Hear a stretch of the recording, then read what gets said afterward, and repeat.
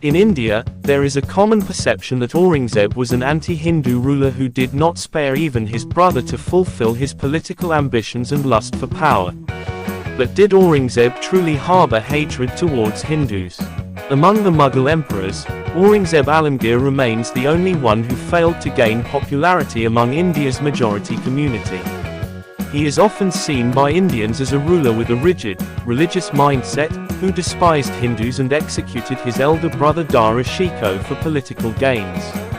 Moreover, he imprisoned his aging father, Shah Jahan, in the Agra fort for the last 7.5 years of his life. Pakistani playwright Shahid Nadeem has written, "The seeds of India's partition were sown when Aurangzeb defeated his brother Dara." India's first Prime Minister, Jawaharlal Nehru, also portrayed Aurangzeb as a religious and conservative figure in his 1946 book The Discovery of India. However, more recently, American historian Audrey Truschke, in her book Aurangzeb, The Man and the Myth, argues that the belief that Aurangzeb destroyed temples out of hatred for Hindus is incorrect. Truschke, who teaches South Asian history at Rutgers University in Newark, writes that this perception of Aurangzeb stems from colonial-era historians who, under the British divide-and-rule policy, promoted Hindu-Muslim animosity. In her book, she further suggests that had Aurangzeb's reign been 20 years shorter, modern historians might have analyzed his rule in a different light.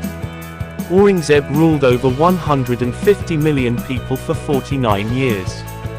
During his reign, the Mughal Empire expanded so significantly that, for the first time, almost the entire Indian subcontinent became part of his empire.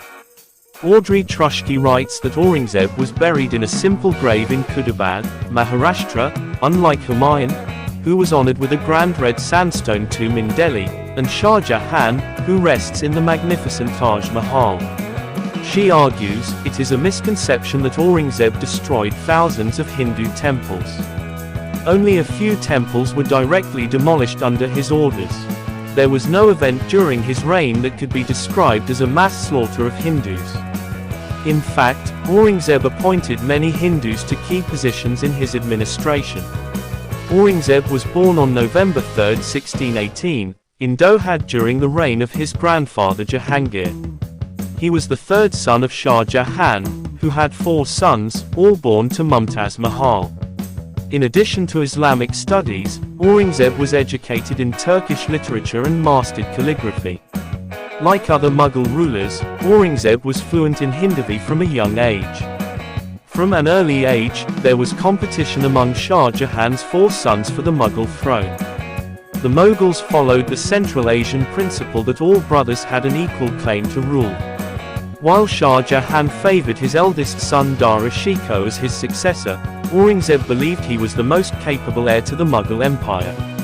Audrey Truschke recounts an incident after Dara Shikoh's wedding when Shah Jahan arranged a fight between 2 elephants, Sudakar and Surat Sundar, as entertainment, a favorite pastime of the Mughals.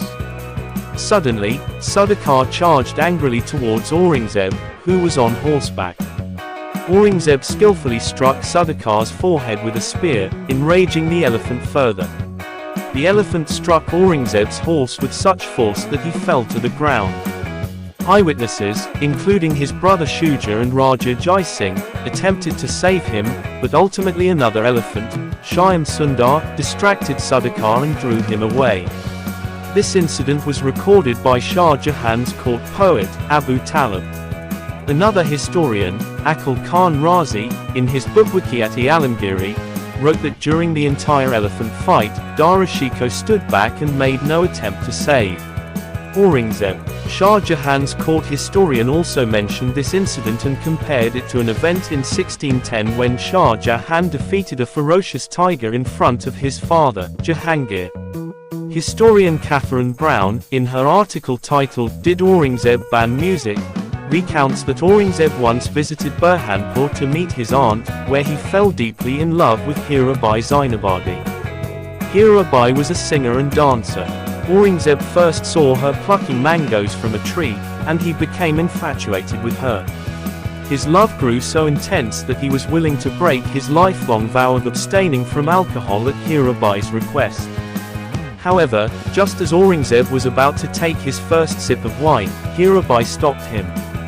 Tragically, a year later, Hirabai passed away, marking the end of their love story. She was buried in Aurangabad.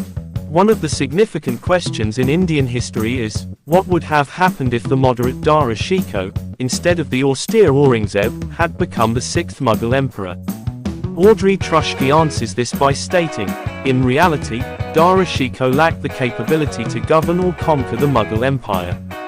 Despite the support of the ailing Shah Jahan during the struggle for the throne, Dara could not match Aurangzeb's political acumen and decisiveness.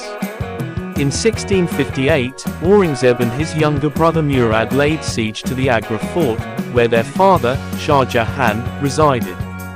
They cut off the fort's water supply. Within a few days, Shah Jahan opened the gates and surrendered his treasure, weapons, and himself to his two sons. Shah Jahan, through his daughter Jahanara as a mediator, made a final offer to divide the empire into 5 parts to be shared among the 4 brothers and Aurangzeb's eldest son, Muhammad Sultan. However, Aurangzeb rejected this proposal. In 1659, when Dara Shikoh was captured and handed over to Aurangzeb by his trusted ally Malik Jivan, he was paraded through the streets of Delhi along with his 14-year-old son, Sippy Shikoh. They were clad in rags, suffering from scabies, and seated on a decrepit elephant. A soldier with a drawn sword walked behind them, ready to execute Dara if he tried to escape.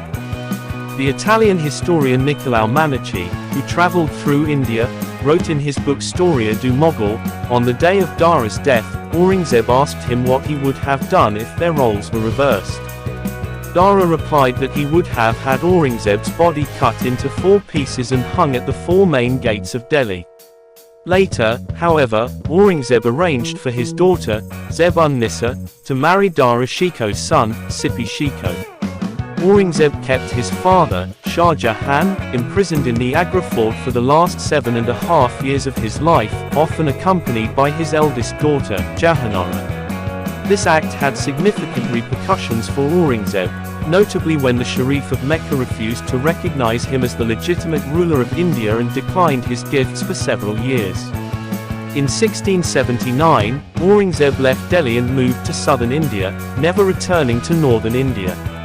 Accompanying him on this journey was a vast caravan of thousands of people, including all his sons except Prince Akbar, his entire harem, and his court.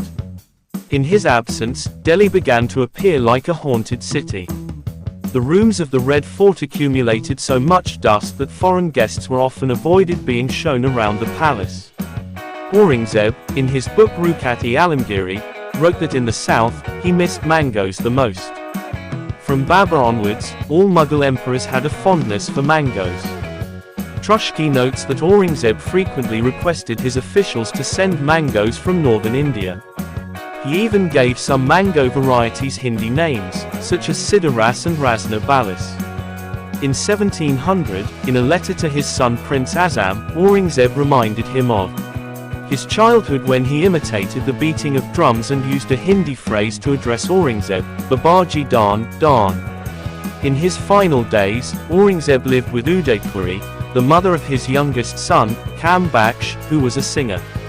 On his deathbed, Aurangzeb wrote to Kambaksh, mentioning that Udaipuri was by his side during his illness and would remain with him even in his death.